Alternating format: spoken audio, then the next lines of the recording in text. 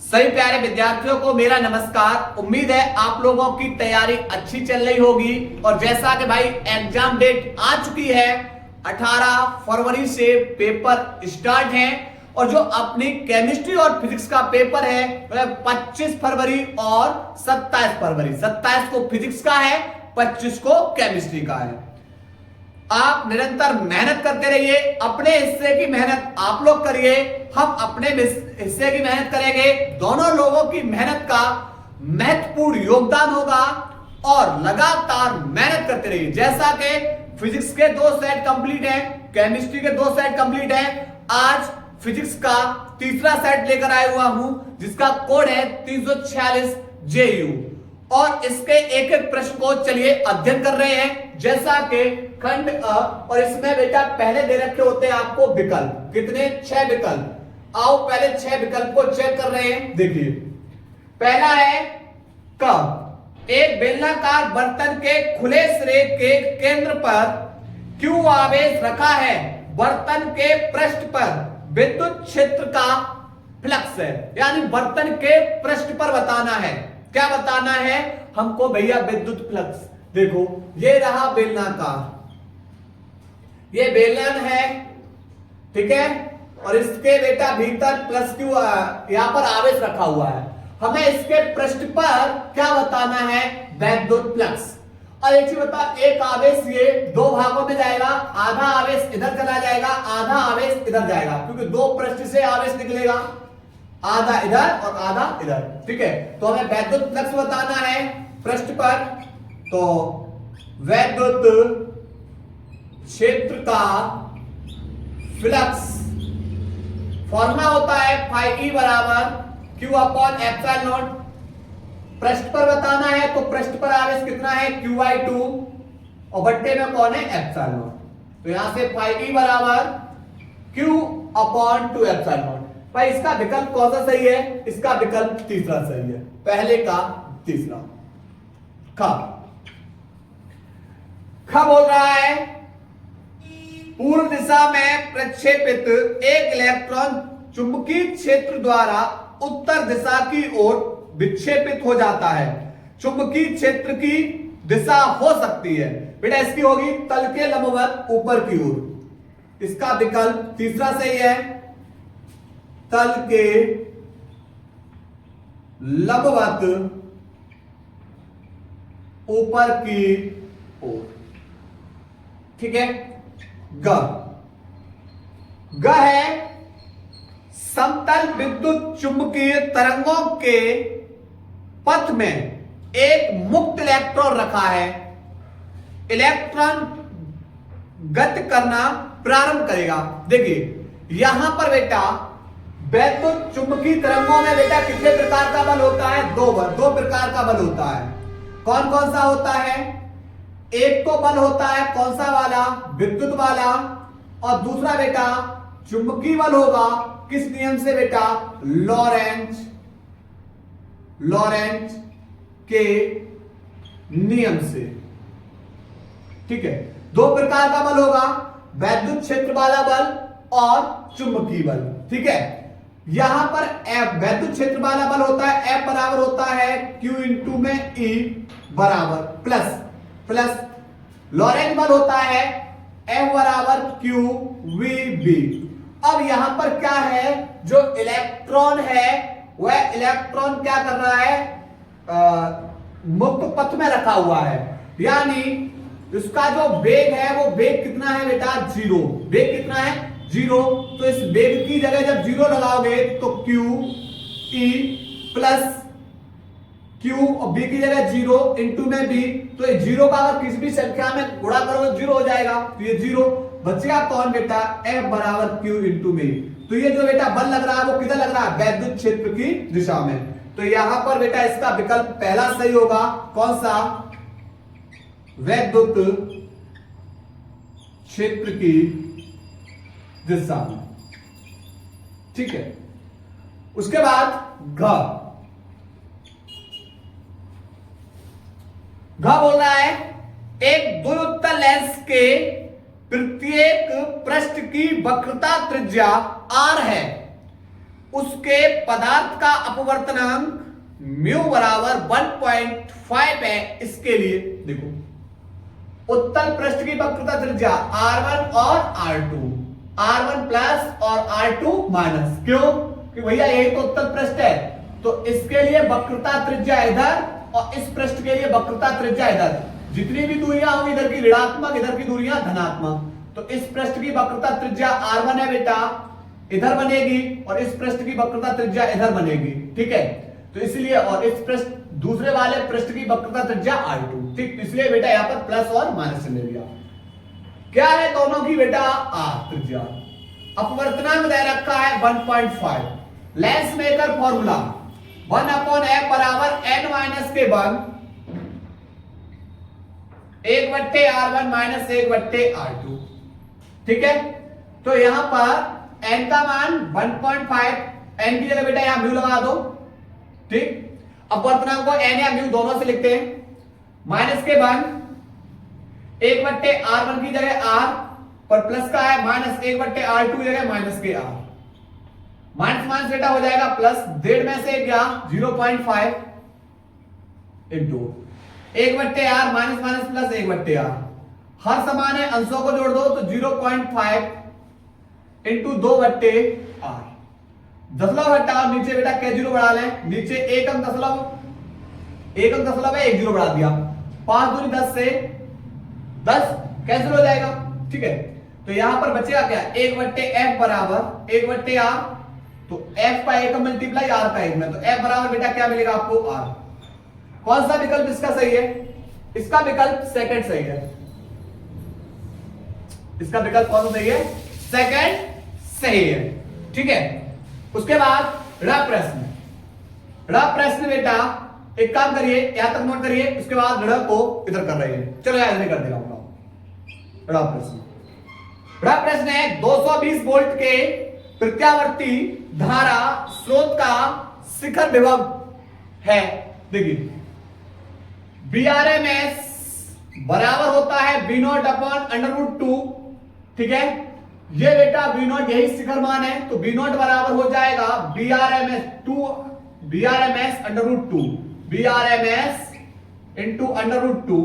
Vrms बेटा आपको दे रखा है, Vrms आपको दे रखा है 220 वोल्ट, लगा दो 220 वोल्ट, और इसका मान लगाओगे √2 का मान, तो √2 का मान होता है बेटा 1.414।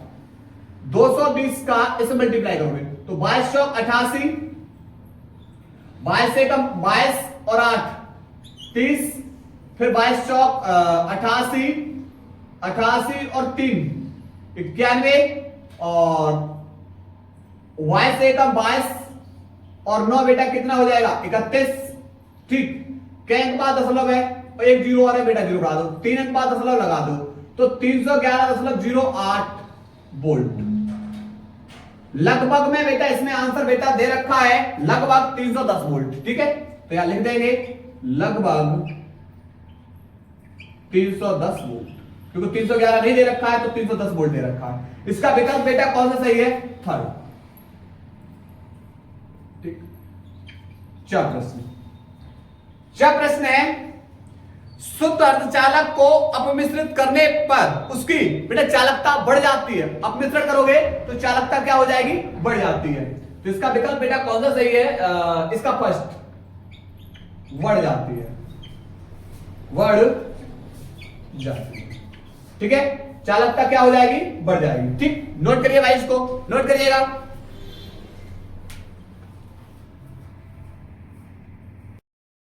इसके बाद बाबूजी सवाल हल करने वाले हैं कौन से? दूसरे वाले खंडवा के। चलिए देखते हैं सवाल पहला बोल रहा है दूसरे का क बोल रहा है विशिष्ट प्रतिरोध का मात्रक लिखिए।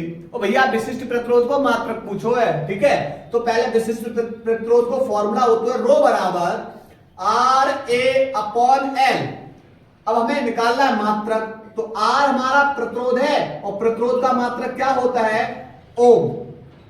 इंटू ए हमारा क्षेत्रफल है, क्षेत्रफल का मात्रक मीटर स्क्वायर बट्टे लंबाई का मात्रक क्या है भाई? मीटर स्क्वायर से मीटर कट गया, बचा कौन?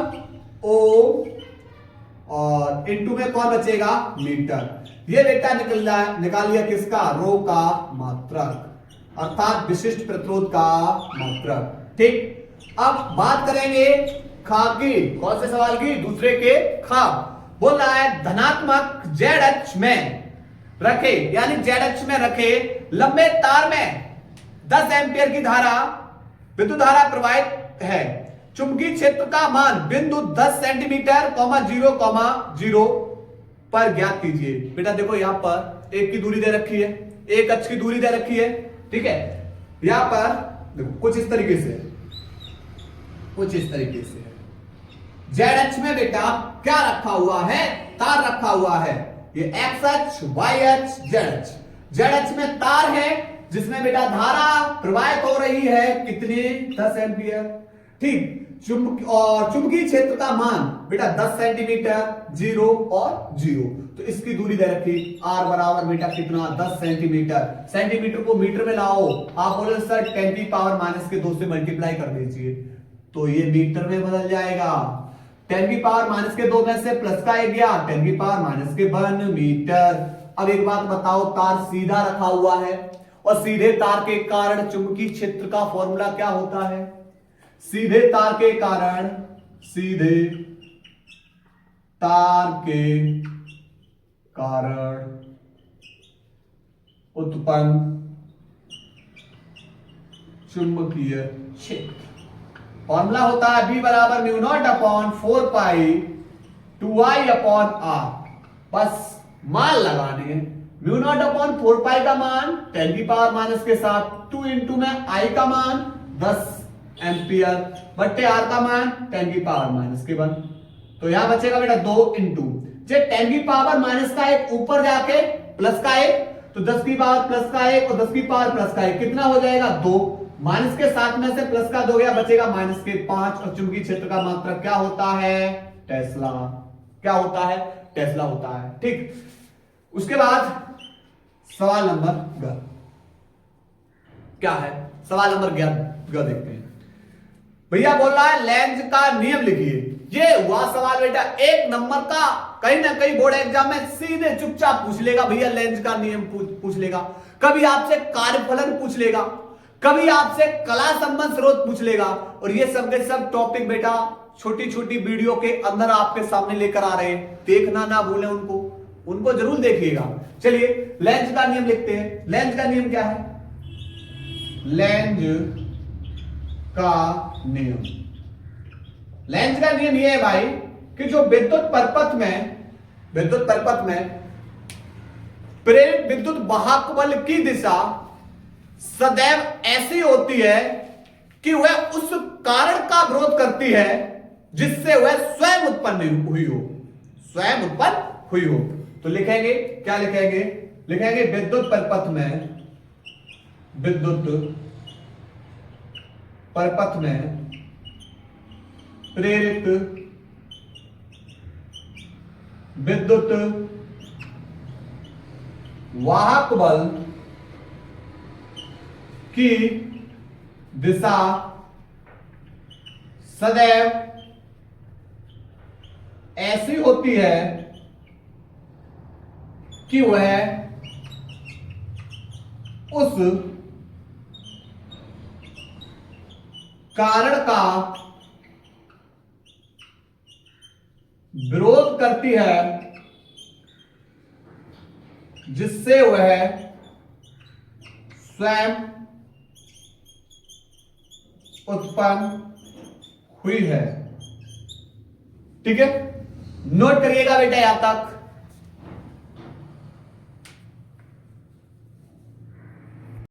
इसके बाद बेटा दूसरे का घ पूर्ण आंतरिक परावर्तन क्या है। ये बेटा आप लोगों को करा चुके हैं किस सेट के अंदर, आपको JS सेट के अंदर दूसरा ही प्रश्न है, दूसरे का प्रश्न है। ठीक है, सेट नंबर 1 में आप लोग देख लेना वहां पर। ठीक, उसके बाद ड़ प्रश्न, दूसरे का ड़, कार्यफलन की परिभाषा दीजिए। कार्यफलन क्या है, तो भैया धातु पृष्ठ से इलेक्ट्रॉनों को बाहर निकालने के लिए आवश्यक न्यूनतम ऊर्जा को हम क्या कहते हैं? कार्यफलन कहते हैं। क्या बताया?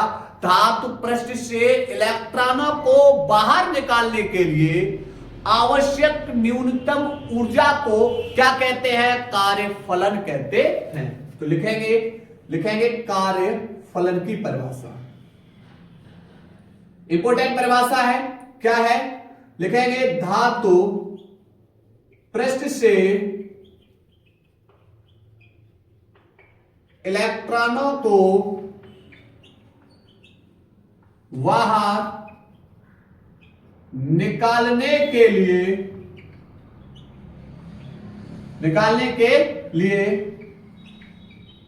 आवश्यक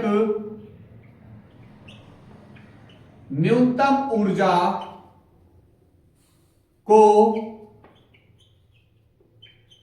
कार्यफलन कहते हैं। इसे W नॉट या फाइ नॉट से प्रदर्शित करते हैं। ठीक है, यह भी बेटा इंपोर्टेंट परिभाषा है।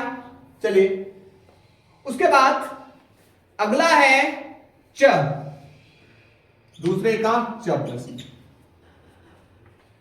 बोल रहा है भाई, फोटोन की ऊर्जा का व्यंजक प्लांक नेतांक H एवं तरंग दैर्घ्य लैम्डा के पदों में लिखिए। देखिए क्या है बेटा, E बराबर क्या होता है? E बराबर होता है H इंटू में B और B बराबर होता है C अपॉन लैम्डा। तो E बराबर लगा दोगे H C अपॉन लैम्डा, जहां H क्या हमारा? H हमारा है प्लांक नेतांक। ठीक है, E हमारी क्या है? फोटोन की ऊर्जा,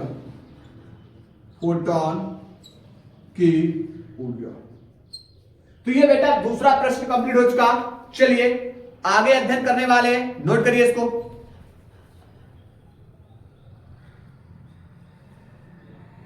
इसके बाद बाबूजी पढ़ने वाले हैं तीसरे का क प्रश्न। तीसरे का क प्रश्न क्या बोल रहा है भाई? बोल रहा है उपयुक्त परिपथ आरेख खींचकर वैद्युत परिपथ संबंधी किरचॉफ के नियम लिखिए। भैया ये पढ़ा चुके हैं, कहां पढ़ाया हमको भाई? इस सेट नंबर 2 में पढ़ाया। अब भाई कोड कौन सा है?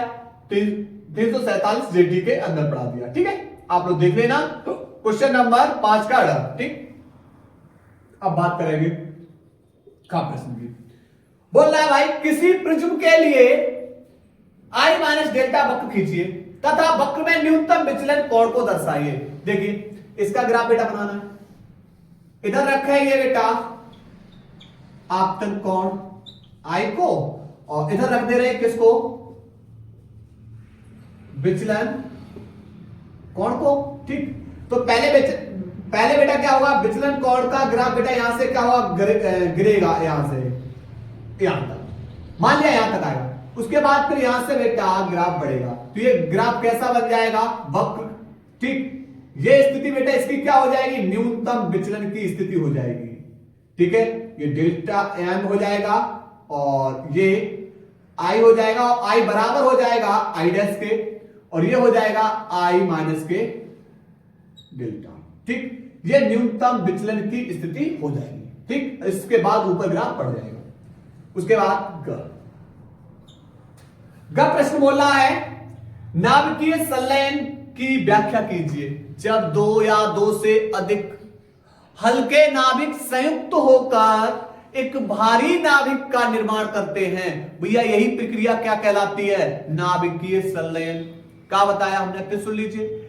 हमने बताया जब भाई दो या दो से अधिक हल्के नाभिक संयुक्त होकर एक भारी नाभिक का निर्माण करते हैं, यही प्रक्रिया नाभिकीय संलयन कहलाती है। तो लिखेंगे जब दो या दो से अधिक हल्के नाभिक संयुक्त होकर भारी नाभिक का निर्माण करते हैं। यह प्रक्रिया नाभिकीय संलयन कहलाती है।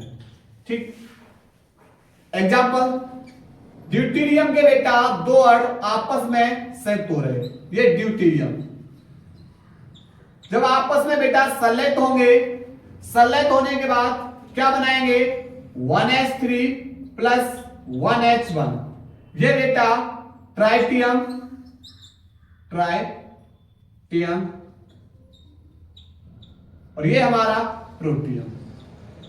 प्लस में एनर्जी बाहर निकालेंगे 4.0 द्रव्यमान इलेक्ट्रॉन वोल्ट, ये क्या निकालेंगे, ऊर्जा।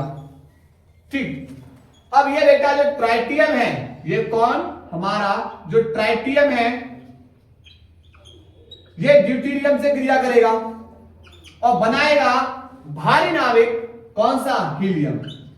एक और एक 2 और 2He4 प्लस, अब बचा कौन बेटा, यहां पर एक और एक 2, लेकिन यहां पर द्रव्यमान संख्या एक बची, तो यहां पर 0n1, n हमारा न्यूट्रॉन, और प्लस में कितनी एनर्जी, 17.6 द्रव्यमान इलेक्ट्रॉन वोल्ट की ऊर्जा बाहर निकल आएगी। ठीक, ये प्रश्न नंबर बेटा कौन सा हो चुका, हमारा ग हो चुका। नोट करिएगा भाई, इसको नोट करिएगा। इसके बाद बेटा तीसरे का घ प्रश्न बोल रहा है, चित्र में प्रदर्शित परिपथ में बैटरी से धारा ज्ञात कीजिए। भैया बैटरी से धारा ज्ञात करनी है, समझो। ये बेटा जो हमें दिखाई दे रहा है, ये हमारा पी क्षेत्र होता है और ये हमारा एन क्षेत्र।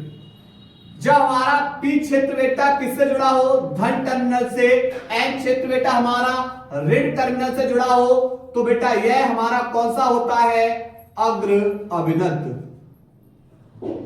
और अग्र अभिनत की स्थिति में बेटा धारा प्रवाहित होती है। ठीक, ये वाला देखो, ये बेटा इसका जो एन क्षेत्र है वो बेटा धन टर्मिनल से, और जो पी क्षेत्र है वह ऋण टर्मिनल से जुड़ा है, तो ये बेटा बन जाता है उत्क्रम अभिनत। और उत्क्रम अभिनत की स्थिति में धारा का चालन नहीं होता। ये वाला देखो बेटा, ये एन क्षेत्र है, ऋण टर्मिनल से जुड़ा हुआ है, पी क्षेत्र हमारा धन टर्मिनल से, ये भी बेटा कौन है, अग्र अभिनत। तो आप देख रहे हो भाई कि दो अग्र अभिनत है और एक उत्क्रम अभिनत। जो उत्क्रम अभिनत है, उत्क्रम अभिनत में धारा प्रवाहित नहीं होगी, तो क्या लिखेंगे, तो यहां पर बेटा ये उत्क्रम अभिनत है, तो इसमें धारा का चालन नहीं होगा। उत्क्रम अभिनत में इसमें लिखेंगे धारा का चालन नहीं, किसके अंदर, उत्क्रम अभिनत में। तो धारा बेटा इन दो के अंदर जाएगी। ठीक, अब धारा दो भागों में बटेगी, एक इसमें और एक इसमें, तो ये दोनों कौन से क्रम में है, 6 ओम व 3 ओम, दोनों में धारा भिन्न है, दोनों श्रेणी क्रम में, वो समांतर क्रम में, कौन से क्रम में है, समांतर क्रम में है। और समांतर क्रम में है तो इसके लिए फॉर्मूला होता है 1/r बराबर 1/r1 प्लस 1/r2। r1 का मान 6 प्लस r2 का मान बेटा 3, लासा कितना आ जाएगा, 6 एकम 6, एक बार गया 1 मल्टे, 3 दूनी 6, 2 बार गया 2 का 1 मल्टीप्लाई 2 और 1 3/6, 1/r, 3 एकम 3, 3 दूनी 6, तो r बराबर r का 1 मल्टीप्लाई 2 का 1 में, तो r और r बेटा कितना निकला, 2 ओम। इसको कितने वोल्ट से जोड़ा गया है, B बराबर 10 वोल्ट से जोड़ा गया है। क्या पूछा है, धारा।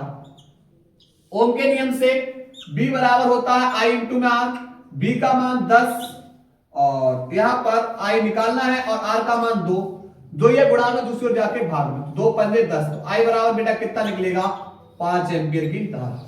ठीक, उसके बाद बात करेंगे अपना खंड द। खंड द, तो खंड द में बेटा ये जो चौथे का प्रश्न है, ये प्रश्न भी बेटा आप लोगों को करा चुके हैं। कहां कराया है, सेट 1 के अंदर। अब आप बोलो सर इसका कोड कौन सा है, 346 JS। ठीक है। अब आप बोलो सर इसका प्रश्न नंबर कौन सा है, तो यहां पर 4 का प्रश्न है, तो आप लोग यहां पर जाके कंप्लीट कर लेना। तो आज की क्लास के अंदर बेटा हमने प्रश्न नंबर 4 के का तक कंप्लीट किए हैं। वीडियो अच्छी लग रही है, क्लास पसंद आ रही है, तो वीडियो को ज्यादा से ज्यादा बेटा शेयर करो, ताकि यह वीडियो उन लोगों तक पहुंच सके जो बेटा बोर्ड एग्जाम की तैयारी कर रहे हैं। ठीक है, हम अपनी क्लास को यही ब्रेक कर रहे हैं। धन्यवाद।